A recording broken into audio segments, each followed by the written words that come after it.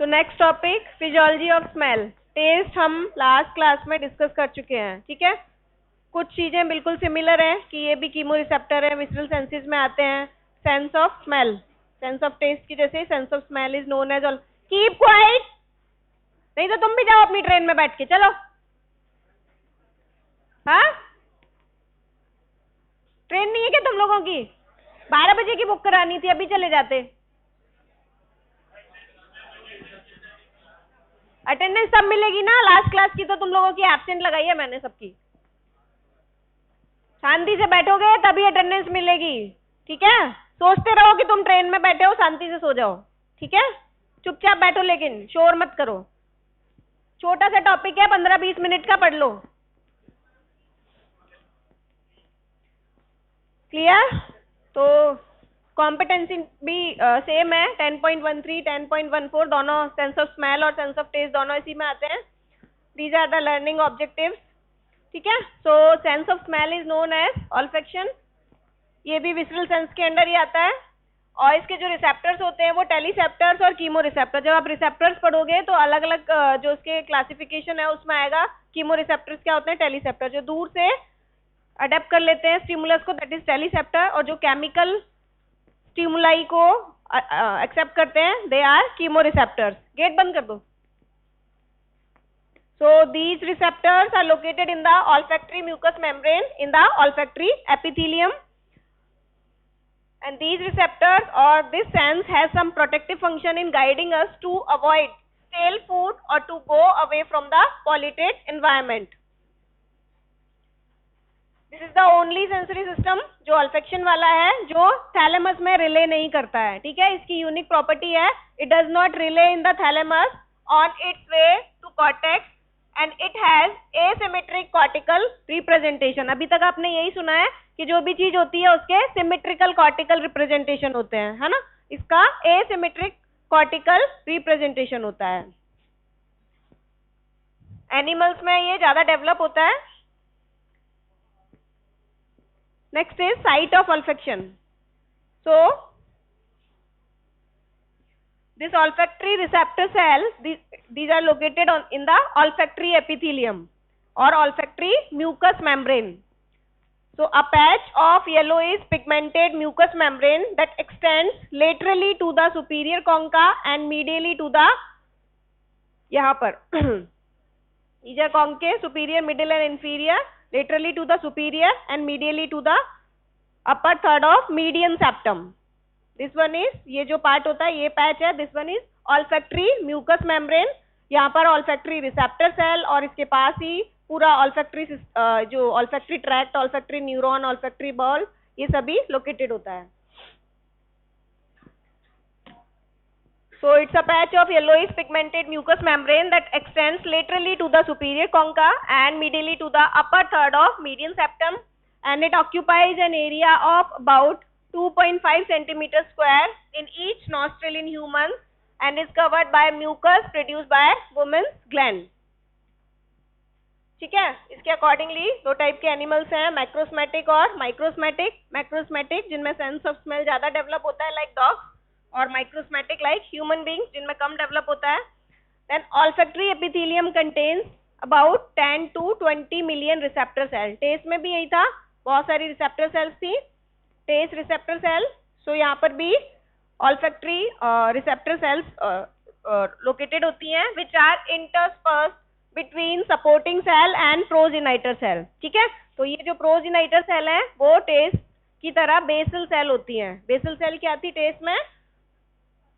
Stem cells थी, ठीक है, जिनसे कि रिसेप्टर सेल का फॉर्मेशन हो रहा था। एक बार वो डिस्ट्रॉय हो गई, चेंज होंगी, जब भी रिप्लेनिश होंगी तो फिर न्यू सेल्स का फॉर्मेशन किससे हुआ था? बेसल सेल से। यहाँ पर भी ये जो प्रोजेनाइटर सेल है they are acting as a basal cell और स्टेम सेल, जिससे कि जब कीप क्वाइट, अटेंडेंस लेनी है ना तुम्हें 1 घंटे की, है ना, तो शांति से बैठो, अदरवाइज लास्ट क्लास की तरह एब्सेंट लगेगी तुम लोगों की। फिर यहाँ 1 घंटे वेस्ट करने का कोई सेंस नहीं रहेगा। हमें पता है तुमको सब कुछ आता है।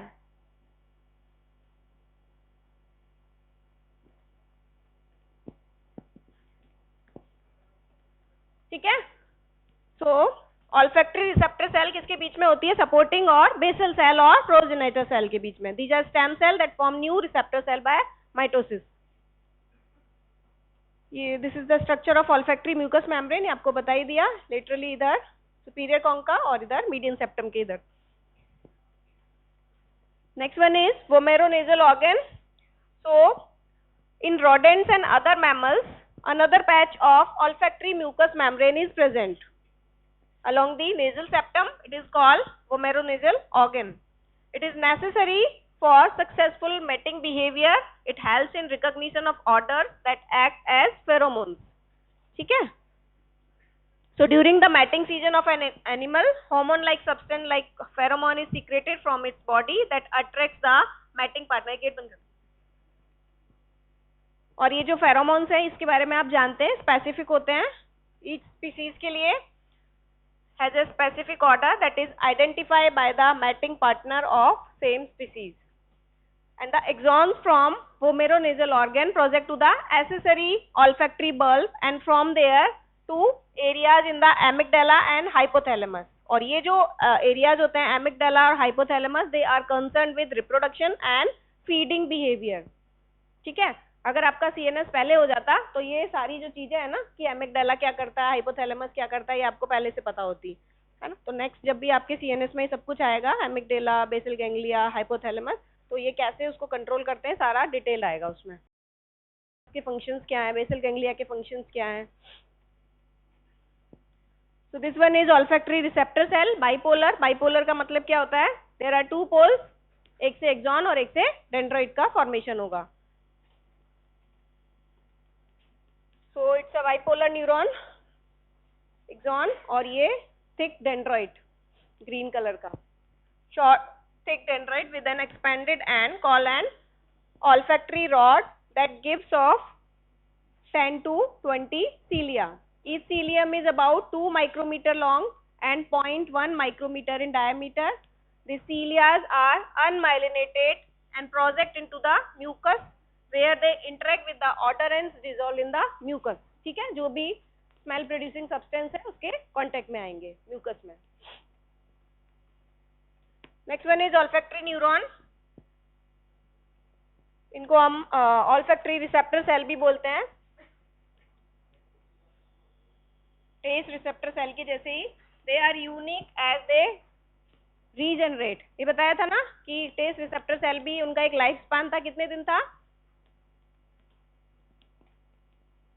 टेस्ट रिसेप्टर सेल का लाइफ स्पान कितना था?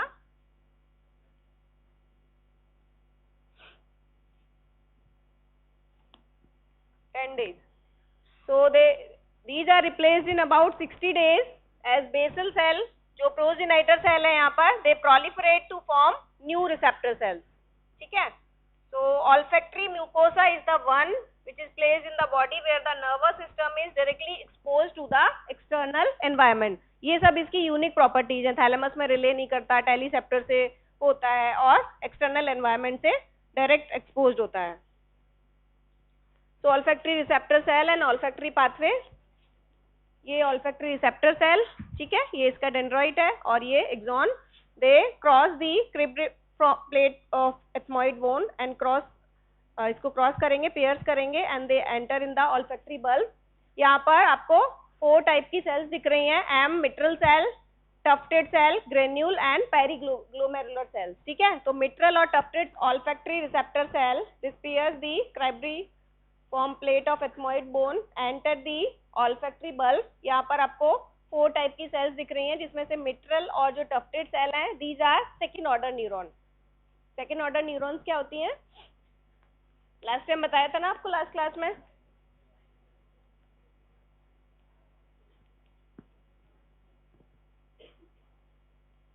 और granular and periglomerular cells, these are interneurons.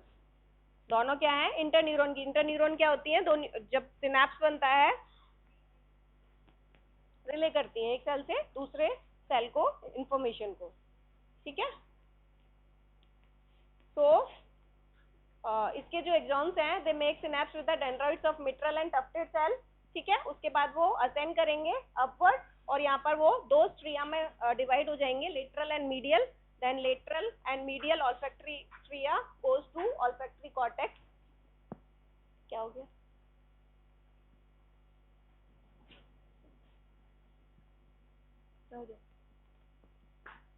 ठीक है. So this is olfactory receptor cell and the olfactory pathway. So olfactory nerves, axon from olfactory receptor cell gather into about 20 bundles. ठीक है. ये जो नीचे बताया गया है, axons from the olfactory receptor cell gather into about 20 bundles known as olfactory nerve or neuron. ठीक है. Then this olfactory neuron pierce the cribriform plate of ethmoid bone and enter the olfactory bulb. ठीक है. इस plate के ऊपर located होता है olfactory bulb. Above this plate of ethmoid bone and below the orbital surface of frontal bone on each side. The portion of brain that project forward is known as olfactory bulb. So 4 types of neuron are present in the olfactory bulb: small tufted, large mitral, periglomerular and granular cells. So first two are second order, tufted and mitral. These are second order neurons और ये दोनों क्या है? Interneurons. Then olfactory glomeruli. These are globular formations present in olfactory bulb where terminals of olfactory neurons synapse with the dendroid of tufted cell and mitral cell. ठीक है. olfactory bulb में जो axon है olfactory neuron के, they make synapse with the dendroids of mitral and tufted cells. So convergence और divergence दो चीजें होती हैं. So as many first order neuron converge on few second order neuron. ठीक है. तो ये जो olfactory receptor cell है, olfactory neuron है, ये कन्वर्ज हो रही है कुछ मिट्रल और टफ्टेड सेल पे. तो ये किसका एग्जांपल हो गया? कन्वर्जेंस का. डाइवर्जेंस क्या होती? इसके अपोजिट. अगर एक सेल बहुत सारी सेकेंड ऑर्डर न्यूरॉन पे जाके कन्वर्ज हो रही है, सिनेप्स बना रही है, that is example of divergence. So this high convergence ratio increases the olfactory sensitivity.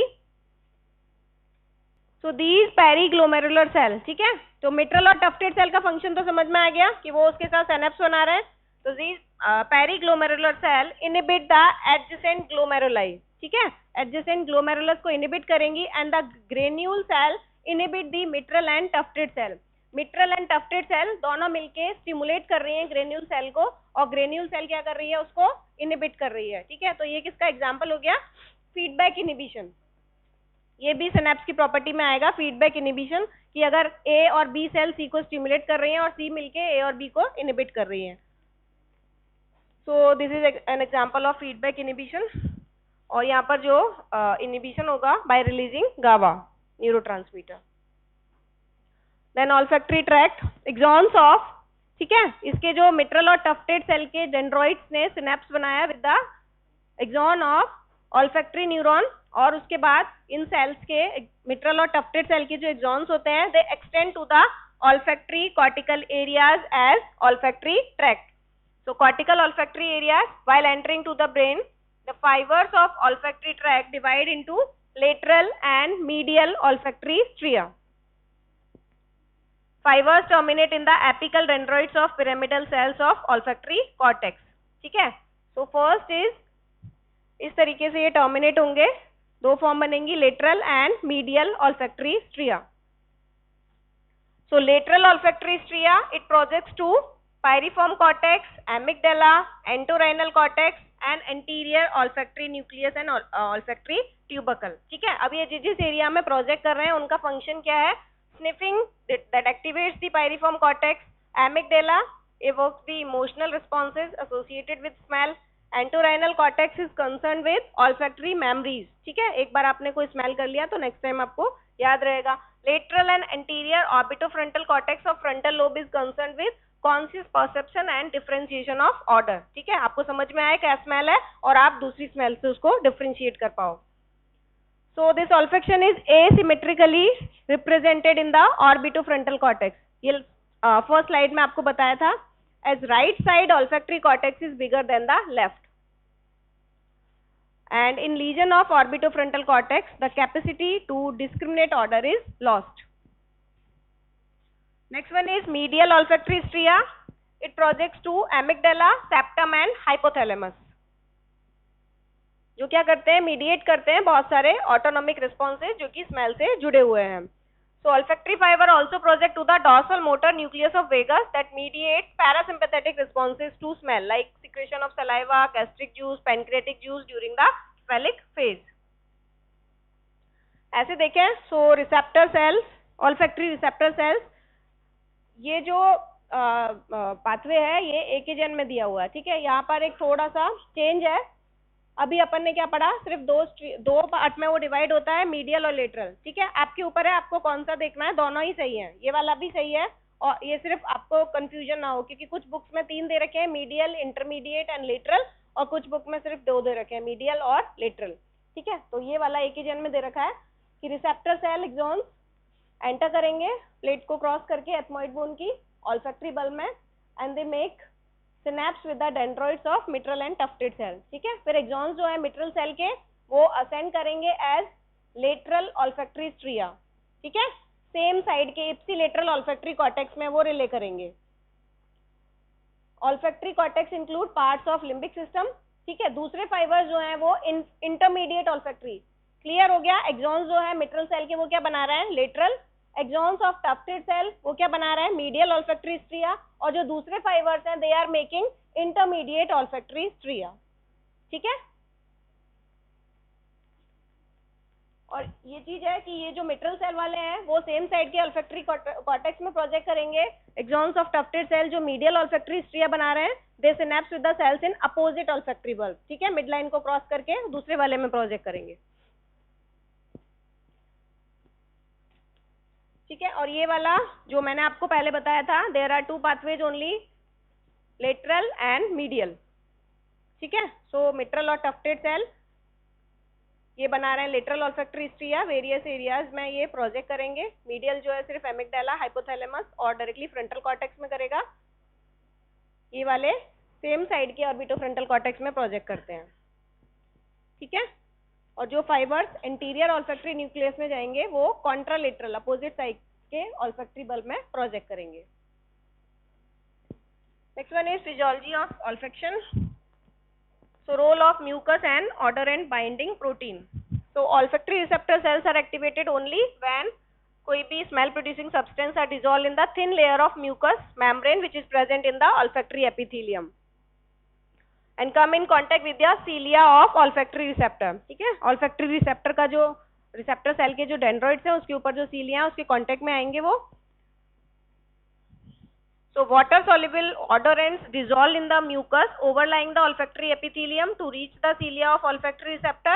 ठीक है, जो water soluble substances होते हैं वो तो उस mucus में dissolve हो जाएंगे, and lipid soluble जो odorants हैं they bind to an odorant binding protein to get transported in the hydrophilic mucus and reach the receptor.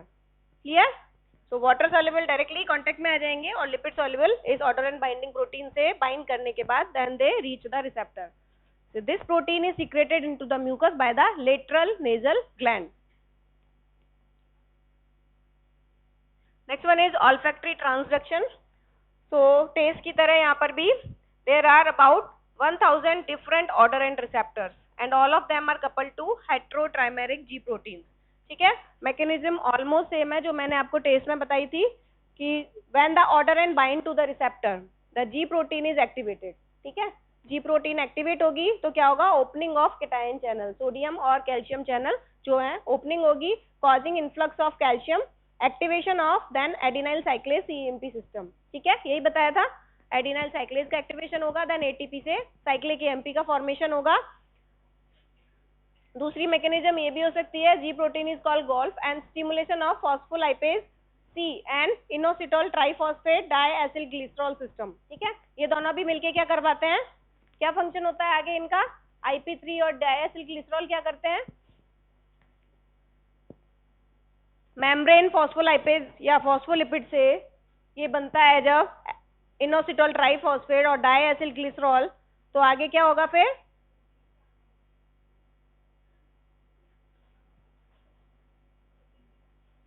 जो इंटरनल स्टोर्स होते हैं कैल्शियम के वहां से कैल्शियम रिलीज होगा, कैल्शियम की कंसेंट्रेशन इंक्रीज होगी. ठीक है, देन प्रोटीन काइनेज एक्टिवेट होगा. ये ना 50 बार आप एंडोक्राइन में पढ़ चुके हो, सेम मैकेनिज्म. क्लियर? तो कोई भी एक मैकेनिज्म एक्टिवेट हो सकती है जी प्रोटीन से, कैटायन चैनल की ओपनिंग होगी, फिर एडिनाइल साइक्लेज और सीएमपी सिस्टम, और this inositol triphosphate or diacetyl glycerol that leads to increase in the calcium concentration. ठीक है, so activation of one of these system produces depolarization of olfactory receptor cells. नहीं बाहर खड़े रहो, बंद कर दो गेट बंद कर दो. ठीक है, कोई भी सिस्टम एक्टिवेट होगा और वहां पर क्या होगा, फिर ऑल्फैक्टरी रिसेप्टर, यानी कि जब कैटायन चैनल की कंसंट्रेशन इंक्रीज हो जाएगी, परमेबिलिटी इंक्रीज हो जाएगी, then there occur depolarization of olfactory receptor cell leading to generation of action potential along the olfactory nerve fiber. ठीक है, now the factors जो कि olfaction को affect करते हैं, type of odor and stimulus.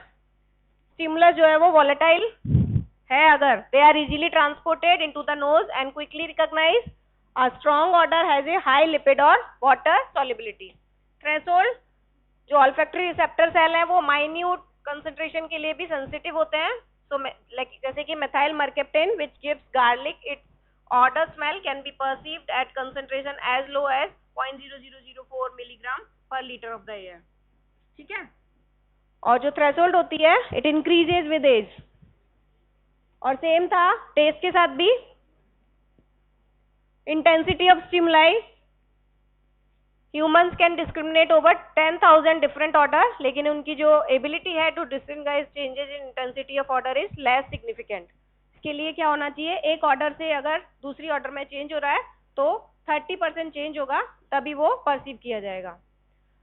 Olfactory adaptation, अगर same stimulus, ये आपने उसमें भी पढ़ा है नर्व फाइबर में, अगर सेम स्टिमुलस लगातार दिया जाएगा तो नर्व फाइबर क्या करते हैं, उसको अडेप्ट कर लेते हैं. तो सेम यहाँ पर होगा, when the olfactory receptors are exposed to a continuous stimulus they adapt rapidly. Then there are some reflexes associated with olfaction like sniffing at the arrival of a new odor, salivation or gastric secretion and pancreatic secretion at smell of food, sneezing, lacrimation, and in extreme case respiratory inhibition in response to irritant odors. Chemicals like chlorine, ammonia, menthol, peppermint stimulate the naked nerve ending of pain fibers that are present in the olfactory mucous membrane. So these odors produce unpleasant burning sensation. ठीक है, so pain के लिए जो receptors होते हैं they are naked nerve endings. And vomiting in response to a foul smell. Then applied hyposmia and anosmia. So hyposmia, depending on the extent of structural and functional loss, the sense of smell may be decreased or absent. Decrease होगा तो hyposmia और absent होगा तो anosmia. So causes क्या है, common cold, old age, fracture of the, जो olfactory tract से related किसी भी चीज का डैमेज हो जाए, fracture of the cribriform plate, damaging the olfactory epithelium, injury to the olfactory nerve or olfactory bulb, atrophic rhinitis, and in receptor abnormalities. Dysosmia or parosmia, when the sense of smell is distorted, ठीक है, or perverted. The patient perceives the odor differently from a normal person. For example, he perceives offensive odor as pleasing and vice versa. और parosmia में क्या होगा, change हो जाएगी, is usually a feature of temporal lobe epilepsy. An irritating lesion in the olfactory areas of the temporal lobe causes olfactory hallucination. जो smell नहीं है ऐसा लगेगा कि वो स्मेल आ रही है. टेस्ट क्या है इसके लिए, the sense of smell is tested by presenting small bottles containing familiar odor. ठीक है, फर्स्ट नर्व की टेस्टिंग है ये, first nerve is olfactory nerve.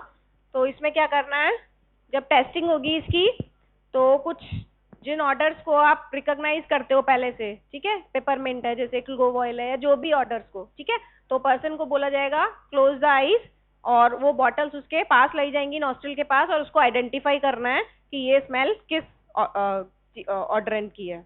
Clear, तो ये फर्स्ट नर्व की टेस्टिंग इस तरीके से होगी. So person is asked to identify the odor with eyes closed. Odor should not be an irritating substance like ammonia or it will stimulate the fifth cranial nerve. ठीक है, pain fibers को stimulate कर देगा. So this is a qualitative test to assess olfactory function. Quantitatively, olfaction is tested by the olfactometer. Unique features क्या होते हैं इसके sense of olfaction के? No relay in the thalamus और projected via thalamus to the orbitofrontal cortex. ठीक है, एक sensory sense है जिसको कि थैलेमस में कोई रिले नहीं करता ये। नो नियोकॉर्टिकल प्रोजेक्शन पाथवे में there are 2 neurons are involve, otherwise एक ही न्यूरॉन ऊपर लेके जाती है। स्मेल रिसेप्टर्स, इनकी क्या यूनिक प्रॉपर्टीज है? They are in direct contact with the external environment. Teleceptors यानी कि दूर से भी स्टिमुलस को परसीव कर सकते हैं, plus chemical receptors also. They adapt rapidly and early. किसी भी स्मेल को अगर कंटिन्यूसली किसी भी ऑर्डर से एक्सपोज किया जाएगा तो उसको जल्दी से अडेप्ट कर लेते हैं। और ये जो लास्ट वाली प्रॉपर्टी है ये यूजफुल होती है। कैसे यूजफुल होती है कोई बताएगा? ये जो अपने गार्बेज उठाते हैं, है ना, तो अगर ये वाली प्रॉपर्टी नहीं होती तो क्या आप ऐसा कर पाते? नहीं ना, क्योंकि जब आप किसी भी ऐसी जगह पे एंटर करते हो बहुत ज्यादा स्मेली है ना, तो कुछ टाइम के लिए आपको ऐसा लगता है कि हाँ ऐसी कोई फाउल स्मेल आ रही है, लेकिन कुछ टाइम के बाद क्या होता है हम उसको अडेप्ट कर लेते हैं।